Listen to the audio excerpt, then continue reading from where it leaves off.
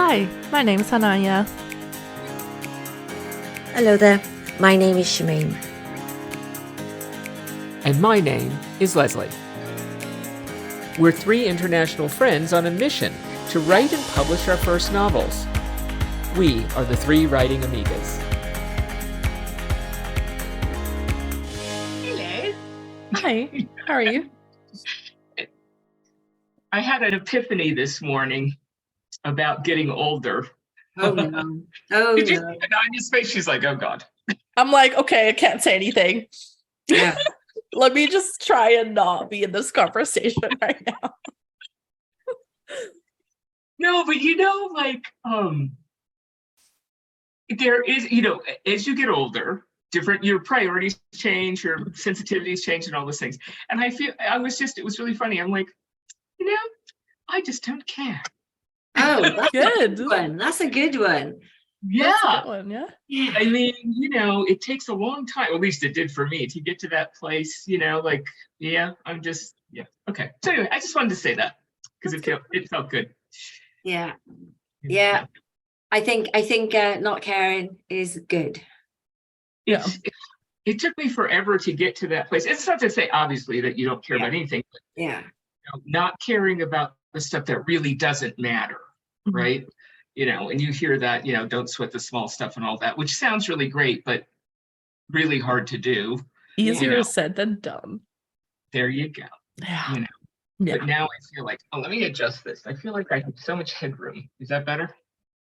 I just want to make sure that you don't see any of the files. Yeah. And Why do you think I have like a blanket here? Oh. I didn't even notice it. I know. I'm like, it blends in, so nobody's gonna notice. That's brilliant. But it's like my bag and like my laptop stuff from work and everything is just there. Yeah. So yes, threw a blanket over it. Nobody can tell. Exactly. So I like it. It's so nice to see you guys in the sunlight. I have a friend. I think I told you this when we were thinking, and we are still going to come and visit you. It's not off the table. But I think I mentioned that I have a friend who lives in Amsterdam, American guy that I have known since the very first film I worked on as a professional. Mm-hmm. And he was the boyfriend of the director who passed away from HIV/AIDS, unfortunately, years ago. Yeah. But Rudy and I met then. And his name's Rudy, obviously, American guy. And I think he married a Dutch guy, and he has lived in the Netherlands now for, I don't know, 20, 25 years or some really long time, maybe longer. So anyway, I had planned that when we come, I would also see him. I haven't seen him in a million years, and I reached out on Facebook because we're Facebook friends still, and he's like, oh, it'd be so cool. So anyway, he came to the States. He didn't come to the West Coast, though. So he went to the East Coast and was visiting and whatever and was posting. And then he just posted today, he goes, something to the effect, I think this will be my last trip to the States. Oh, wow.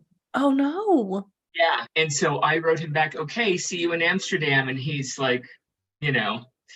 So now 2 reasons I have to go to Amsterdam and 3 reasons I need to come there just so we can all be together. Mm-hmm. So, Yeah. That doing 2 like that in the UK means F off, by the way. Yeah. Like this way? Yeah, that means F off, and the other way is peace. So if a Brit goes like that, then you should be offended. So. Yet another little thing that comes in and we realize we live in different countries. Mm-hmm. What can I do to say cool but not offend the Brits? Oh, cool. I don't know. Thumbs up? Thumbs up. Is thumbs up good? That's pretty good everywhere, right? Well, yeah. No, you can't do the okay, I learned is not good everywhere. Oh. Well. That can mean something completely different. Well, thumbs up then. There we go. I'm curious though. I don't know what country is that offensive in? Let's look at it. I'd have to. Okay, hold on. Let me Google it. Yeah, you're faster than me. Yeah. Definitely don't give a thumbs up in the Middle East. Oh. Okay. Sign of approval in most countries. However, in several countries in West Africa, the Middle East, including Iran, Iraq, and Afghanistan, the gesture has the connotation of up yours. Both hand gestures, you have to like check that along with currency as you leave your own home country. So it said it's used the same way the middle finger is in the US. So now you know. See how research is important, Mhm. right? I know. Just like we have all done some research for our books. Mhm. You know, it was actually fun. We want to talk about research to look back because all of us have written, although Hananya, you're kind of doing some new research now, but we've written our first drafts. And, you know, if you did some research and I did a lot, you know, going through to remind myself what I actually looked up. Mhm. Like, you know, Yeah. it was like, oh, wow, you know, it was really kind of interesting. I looked up all kinds of things and, you know, but I looked up random stuff like, how do you butcher a hog? Mhm. And this is the thing, I got one of the many things I love about living in the current age that we do and the internet is you can look up anything. Because I apparently Googled hog butchering in the 1930s USA.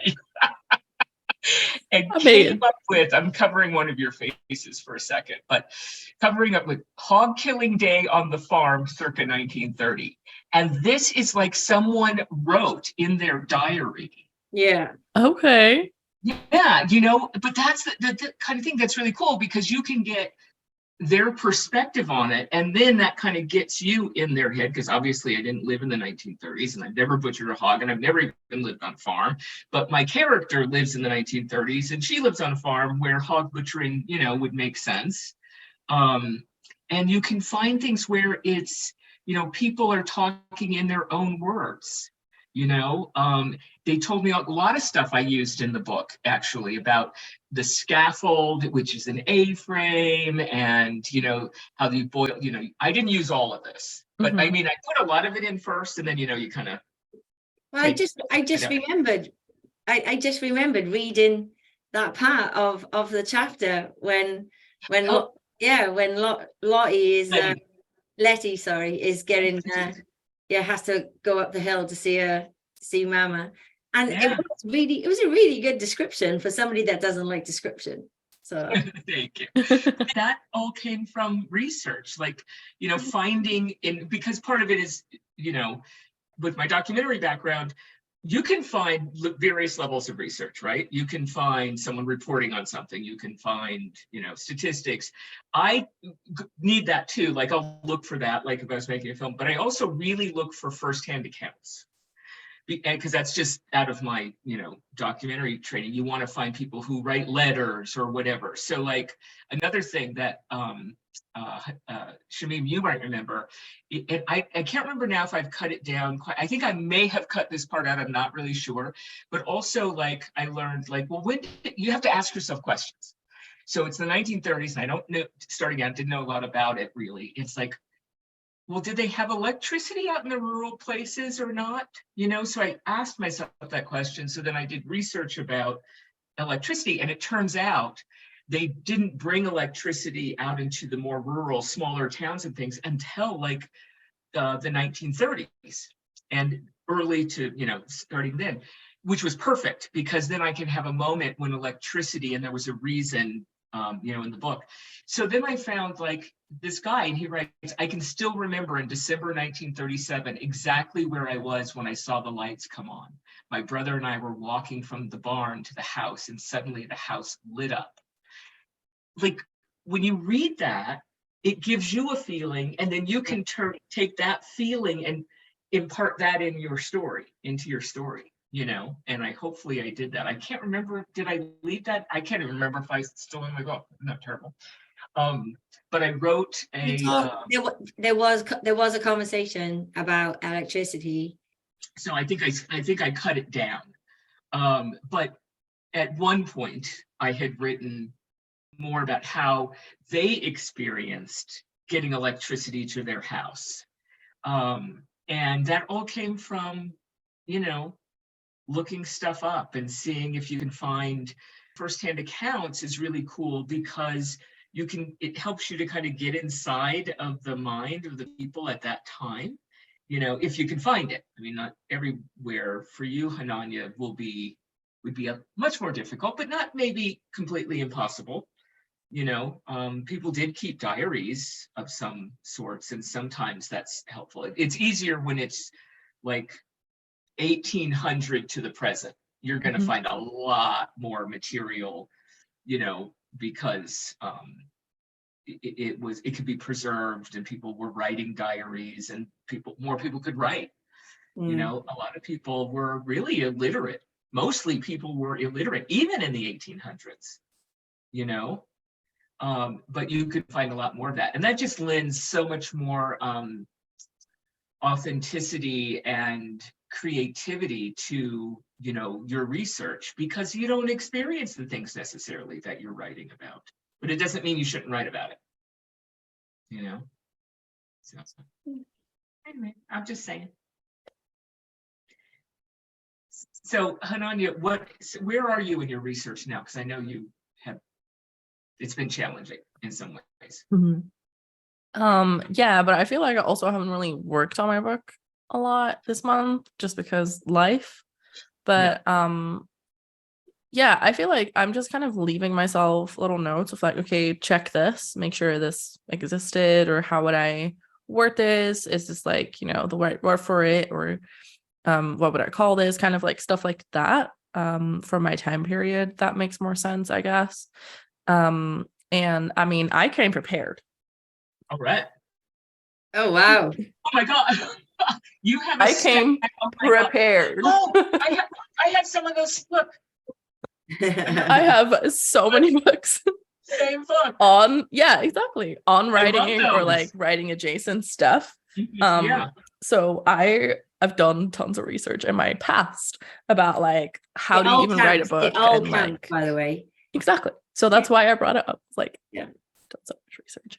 I feel like even when I was like just starting out writing, I like researched the stuff of like, okay, how do I even put dialogue correctly? Like how do I do punctuation, and like how do I do that? Like that was like one of the first things I think I researched when I first started out writing.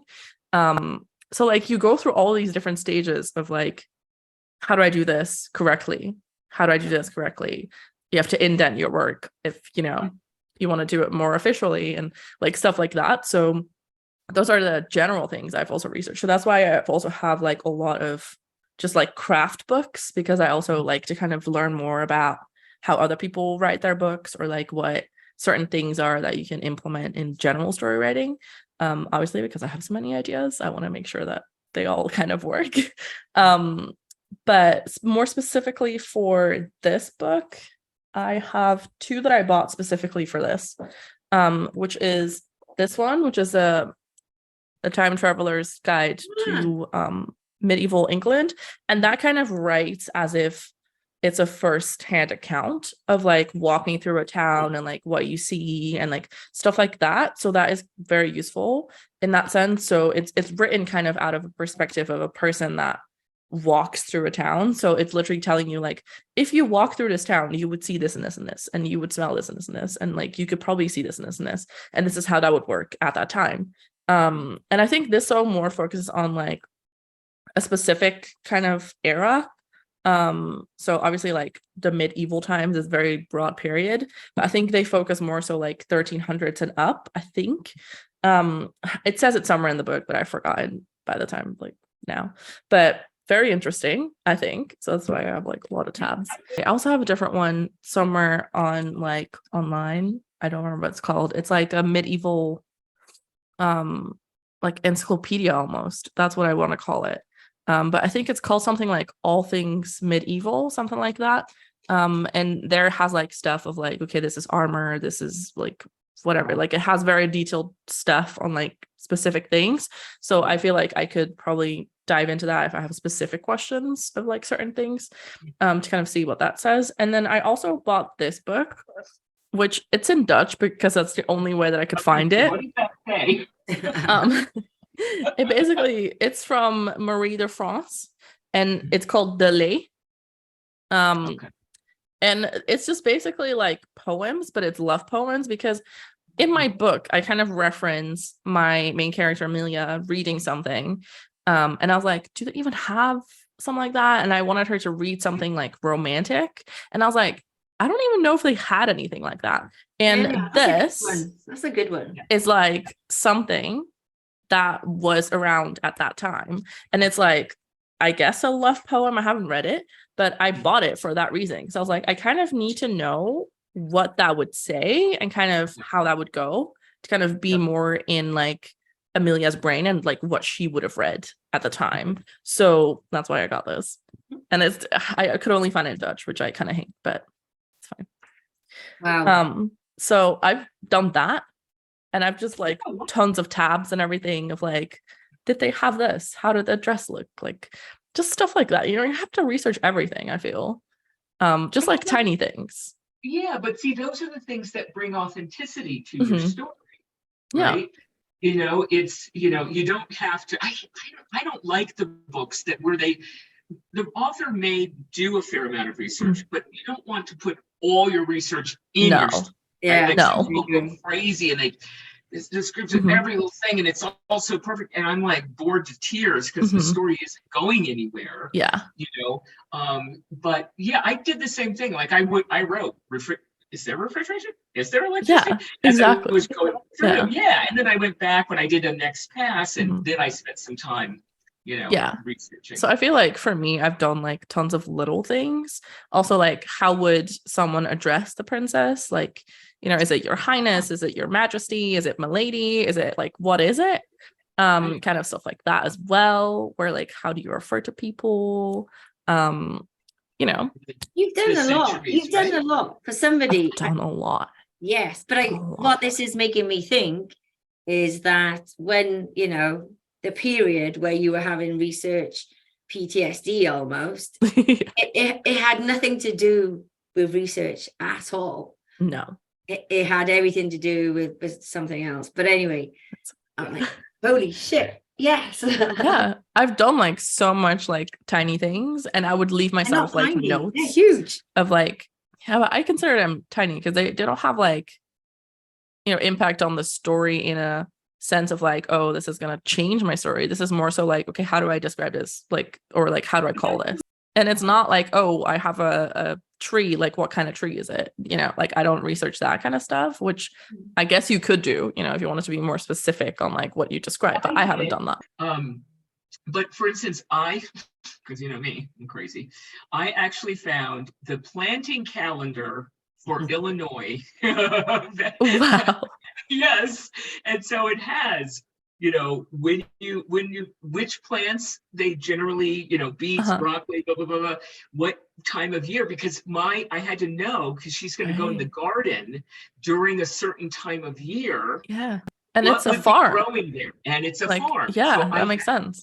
So I had to know. So it depends on what your story is. But you're right. It's the research, for me at least, it can have some impact on your narrative, but mostly it's about atmosphere. It's about the world. Yeah, it's about the world. I agree.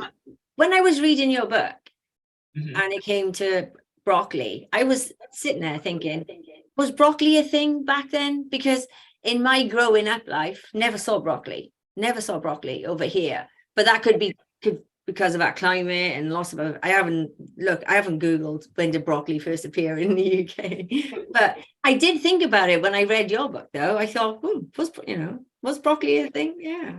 Like I looked up that specifically. What kind of trees do they have? What kind of animals on the farm? What kinds of crops can they grow? Because it is important to my story.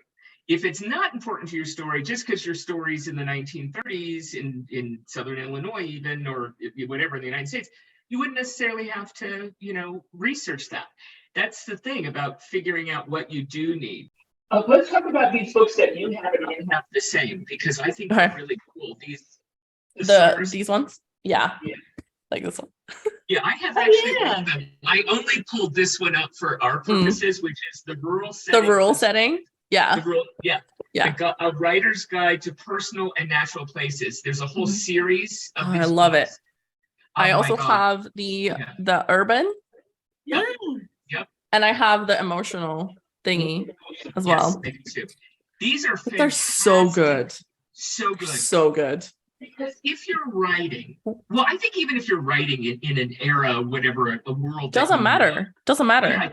yeah, I think it can really supplement, and things So like good. there's stuff in here that you don't even think about. Like, it's like, Right. okay, if you're in a farm, the sounds you might hear, like, I would never, Smells. the smells, the taste, the Yep. kinds of people you might find. Yeah. It's really Even sometimes they have like the what would cause friction in a certain Yes. area. So like, for example, a kitchen, it could be like someone tosses something over and then it's like a drama. So like they put so much in here. It's so useful. It's so useful. I've never heard of those books. I've just written it down. To make Highly sure. recommend. Yeah. And they're by, just, we should plug them, Angela Ackerman and Becca Puglisi. Okay, and Yeah. so they're, each one is a thesaurus to something else, but they're basically a writer's guide to personal and natural. That's just how. Look up their names: Angela Ackerman and Becca Puglisi. These books are fantastic. I think there's 4, Yeah. right? Because I think that's No, there's like there's more. 13. Oh my God! Well, I have 4 of them. I don't know if it's actually 13, but there's a lot. There's a Yeah. lot. They're fantastic yeah. research books. I have just gotten these 3, but I feel like there's like 10. Okay, I didn't remember because I had it for a long time. I have them somewhere on like my wish list because I feel like I have to get all of these at some point because they're just They want to go and look and see if there's other ones that I should have. But they just, even if you don't use their thoughts, the categories alone will get you to think about the kinds of things you can include in your atmosphere. So just on every level, they're really fantastic books. Yeah.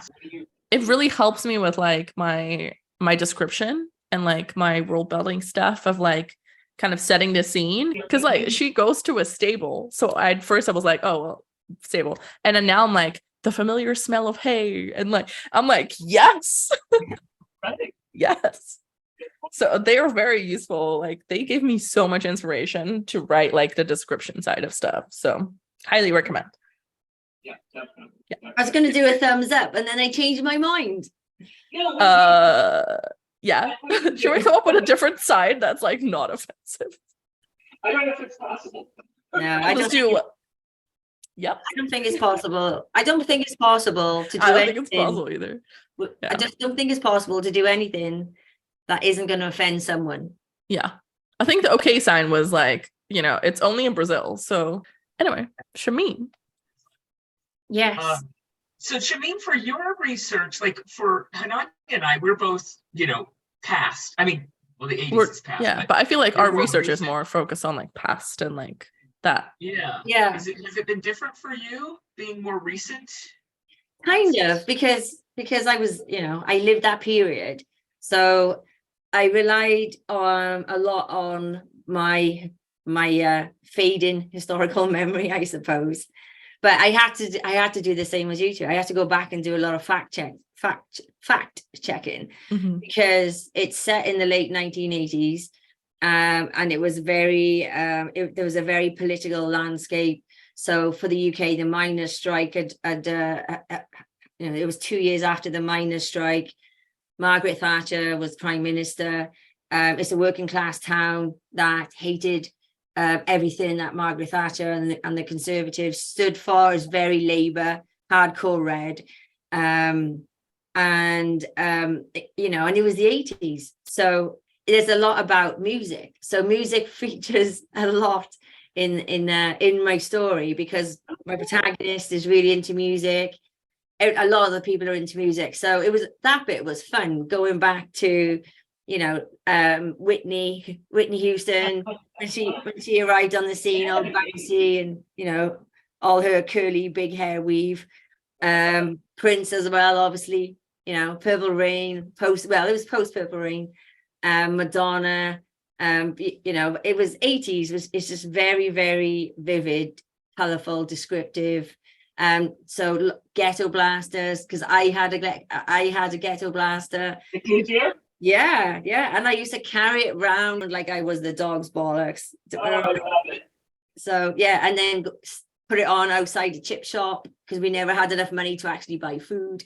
But just used to dance around, get a blaster, simple stuff. So yeah, that was good. I also, because I made myself notes, I had to be careful that a lot of my today language and slang terms didn't creep in to. And and I'm very conscious now because I've purposely watched lots of films, TV series, podcasts, and I'm very conscious of dialogue. And when I'm watching something now set in the 80s or even the 70s, I can spot it like a boil when they're saying something that just could not have been conceived at that time. These were the days before the internet. There was no mobile phones. When you were out, you were just not contactable, and it was fine. And just things like that.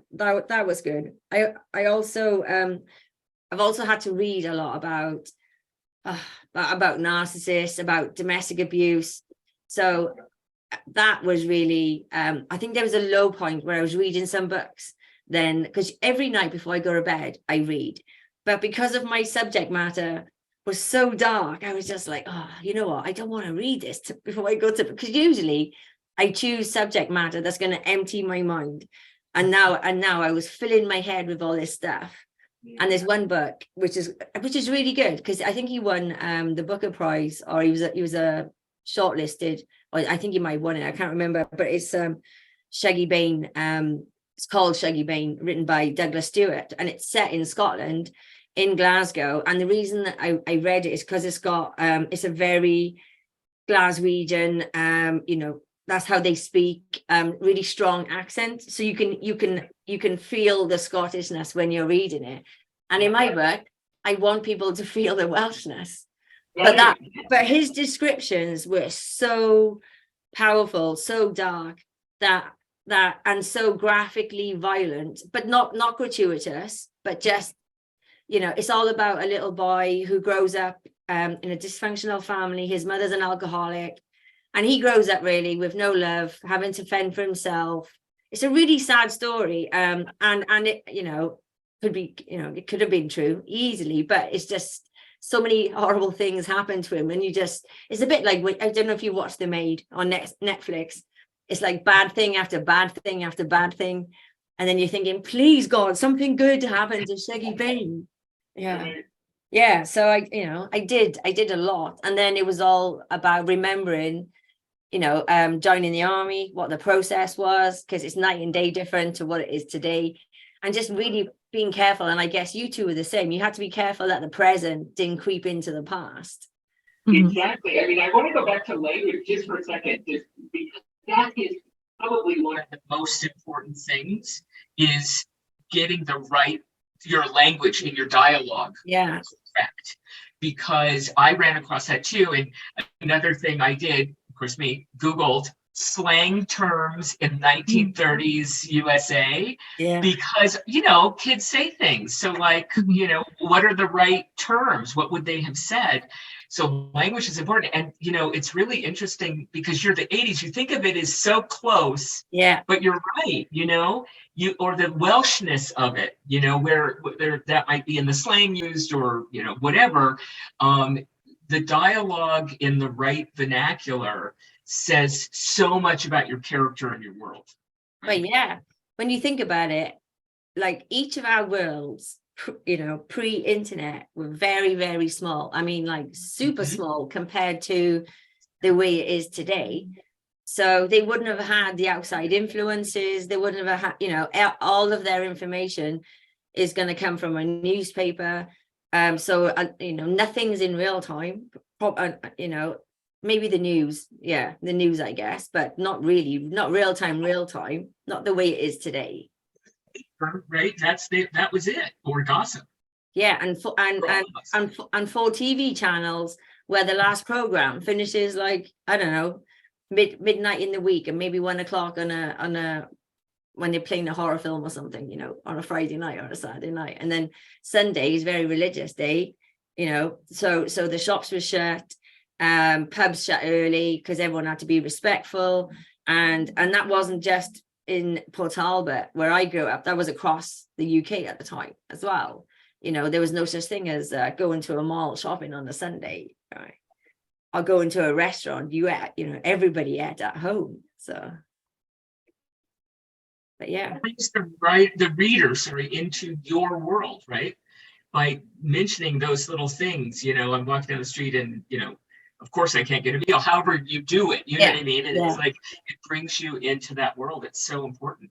Yeah, but even I struggled though. I've struggled. What I've struggled with is not so much descriptions, but the different, because Tana's a mixed race, family's mixed race, and her friends, it's a very colorful landscape, I guess.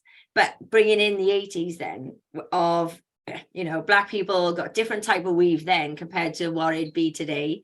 Not as sophisticated, not as realistic. And then you've got like perms, huge like backcomb hair, lots of makeup that's not particularly done well because it was just shoveled on in those days. Don't know if you were going out on a Friday night kind of thing. But yeah, just things, just bringing in that the descriptions of the different characters, because the mother character, as an example, at the time was probably less than 50 years old, but being 50 in the late 1980s was way different to being 50 today. It was a lot older. You dressed older, you acted older. And I guess it was the same for 1930s. And I guess, Hananya, is that something for your story as well?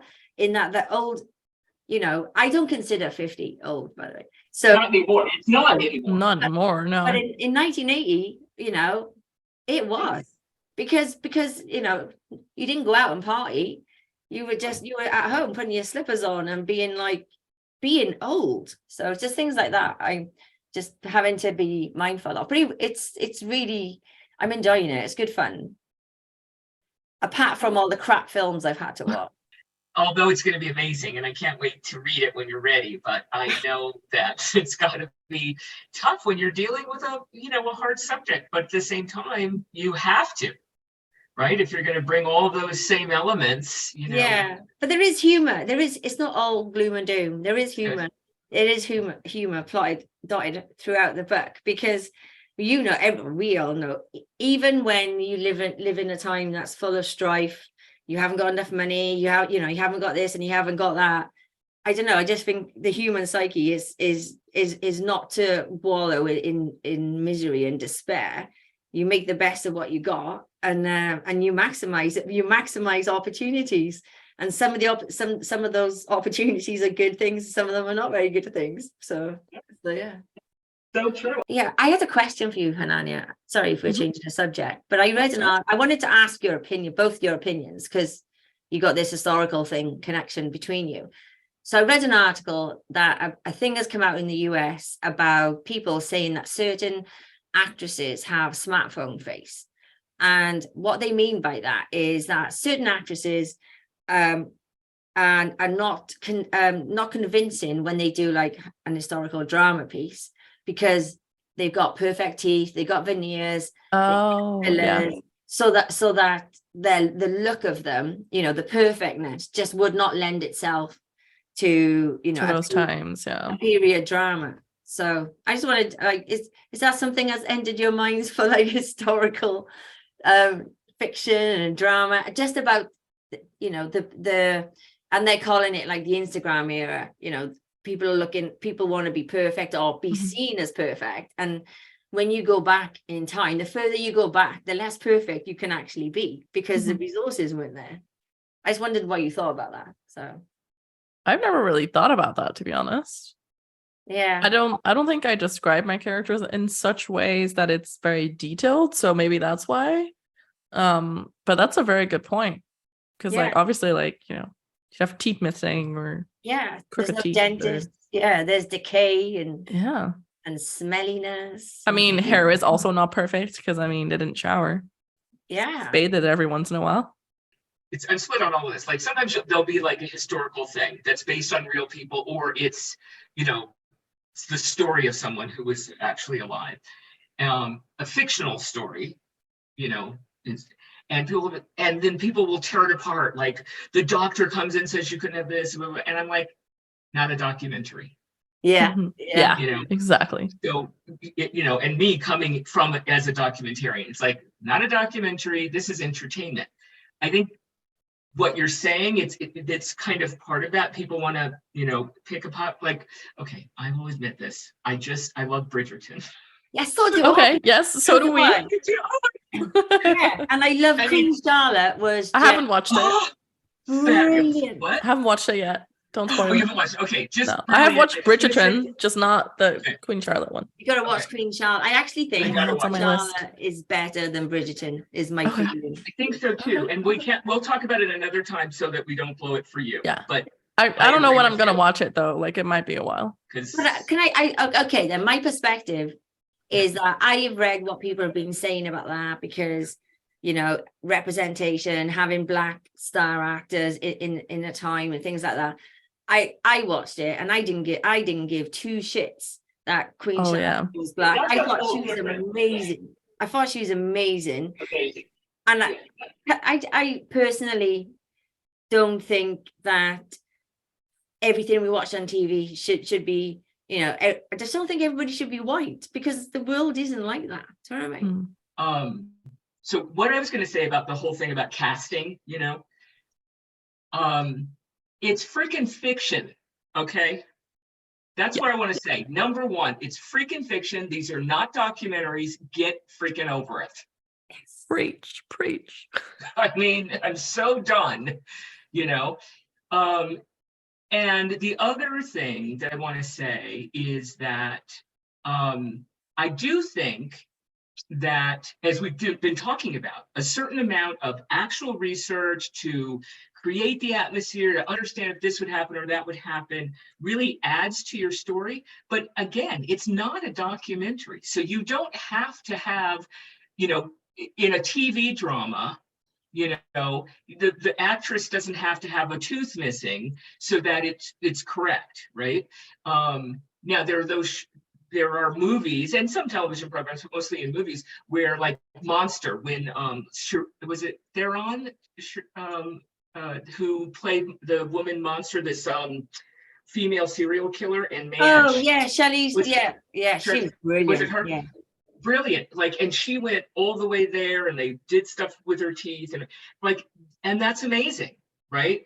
And that was purposeful to that particular story, and quite frankly, if every single historical story, movie or television was made really to the point of looking like a doc, people wouldn't want to watch that stuff. They'd be like, You want the romanticized version of things. Yes. of course they do. Because You want they're to see looking Jason nutrition. Momoa do whatever he wants. Okay? Yes. Exactly. I Yeah. mean, right? Yes. I mean, come on now. Uh-huh. I wouldn't mind And if- having a cup of coffee with him. Thank you. And if you want the real grit and the watch a freaking documentary. Yes. Exactly. That's all. Like I started this by Jason Mamoa. saying I woke up realizing Mic I don't care anymore, right? Yeah. Mic dropped right there. I mean, yeah. Just saying. Yeah. I have nothing more to say on the subject. I think we should go get coffee. Yes. I think that should be off the airwaves. Well, thanks for hanging out with us. Be sure to follow Hananya at Hananya Leclerc on Instagram and YouTube. Follow Shameem on Instagram at rnpinkhamauthor. And Leslie on Instagram at ld.feral.writer. Or catch all of us on YouTube at 3 Writing Amigas. Until our next hangout, keep on writing.